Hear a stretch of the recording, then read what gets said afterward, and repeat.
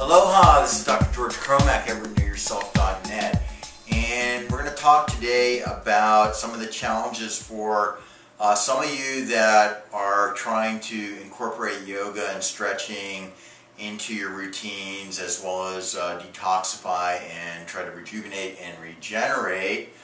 Most of us in the baby boomer generation, a lot of people 40 and over, are going to have some injuries, stiffness, pains, aches, and whatever. When you're trying to work in a strategy, trying to get your body lengthened and stretched out,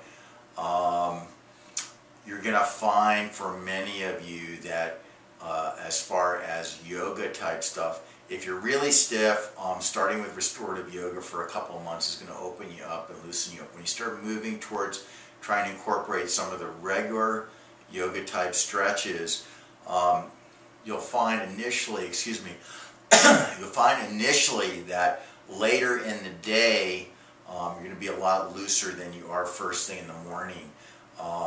Preferably, before dinner. You can't do it after a meal. Really big mistake for beginners. You don't want to be doing hatha yoga within 2 or 3 hours of a heavier meal, and maybe an hour for a lighter meal.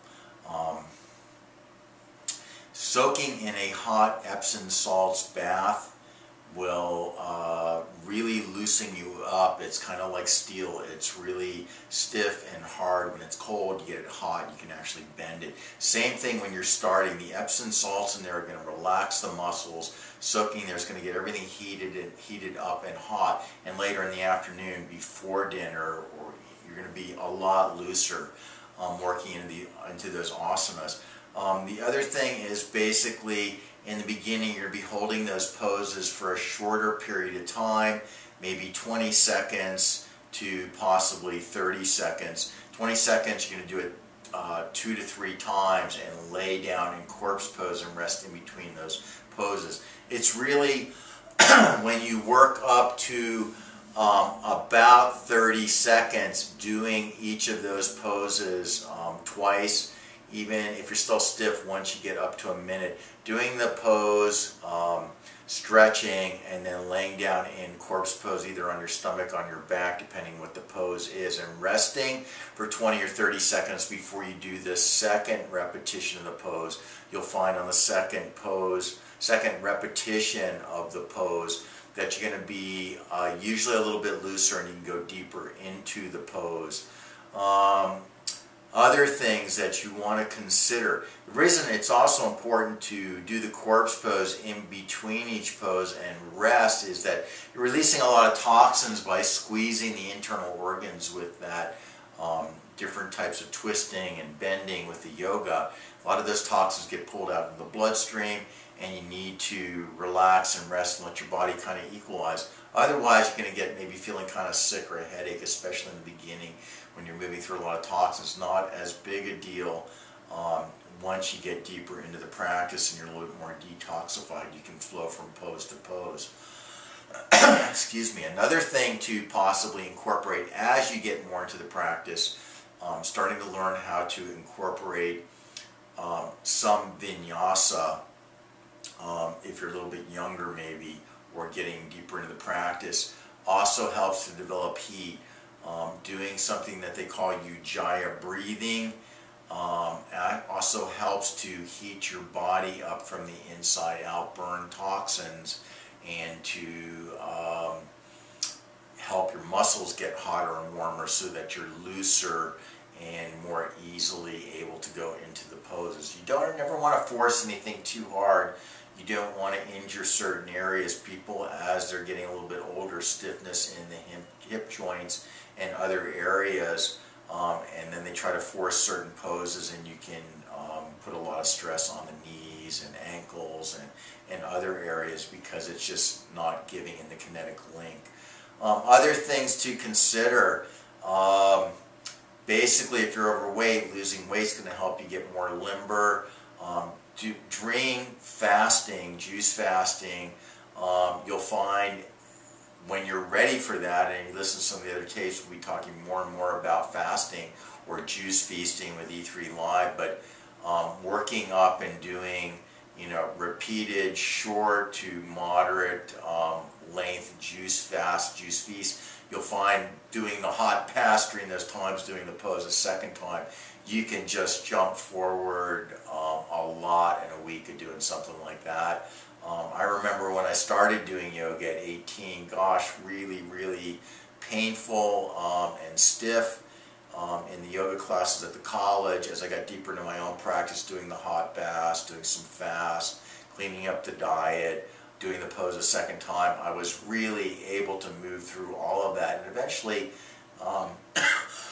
excuse me, eventually you get to a point where you can wake up first thing in the morning at 5 o'clock cold, jump right out of bed and go really easily, fully into a pose with very little difference between moving out of bed at 5 in the morning and doing it later in the afternoon. You really don't need to do the hot baths anymore. But when you break through deeper into those poses, that's the experience. There isn't much of a contrast between first thing in the morning or later, but that takes time to develop.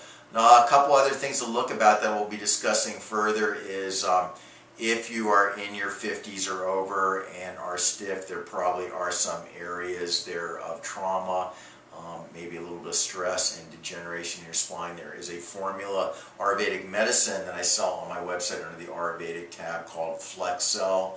It's made out of all wild Ayurvedic herbs, and that will just help if you have like chronic type stiffness in the joints and muscles. It's going to improve circulation and nutrients to the joints. There's a synergistic blend of wild Ayurvedic herbs, very balancing, wild, much more potent than organic.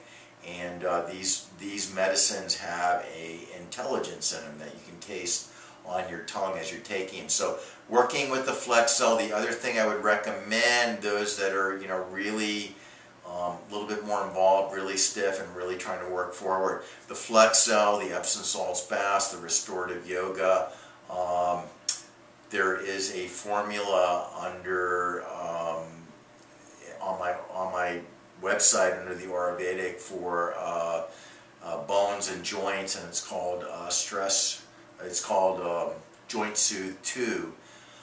And that is extremely potent. There are just pounds and pounds of wild herbs concentrated down into a medicated oil, and it's so strong that I mean, you put a little bit of that on somebody and you come back into the room 30 minutes later, and it smells nice, but it is very potent, and that's used as a topical rub. And as you know, different products put even medicines that are certain medicines or creams that are put on your skin get that transdermal absorption, and you do absorb that into the skin, through the skin into the bloodstream. So this stuff is massaged a couple of times a day on the neck or a wrist or knee or hip or whatever it is that's bothering you. Working with the Flexcel formula, getting into some moderate fasting, hot Epsom salts bath, and we want to look into tractioning because things are becoming compressed. So cervical traction, which we'll talk about more, which is in the neck and back health tab, and the Om Gym, which tractions out your thoracolumbar, lumbosacral spine, so getting length in there. Working with these tools will go a long ways towards opening you up. That's your health tip for today. That's Dr. George Cromack. Please feel free to email me at drgeorgecromack@hotmail.com. Happy to answer a few questions. I am available for Skype consulting under the tabs there under the description in YouTube. And best to you. Aloha. Have a beautiful afternoon.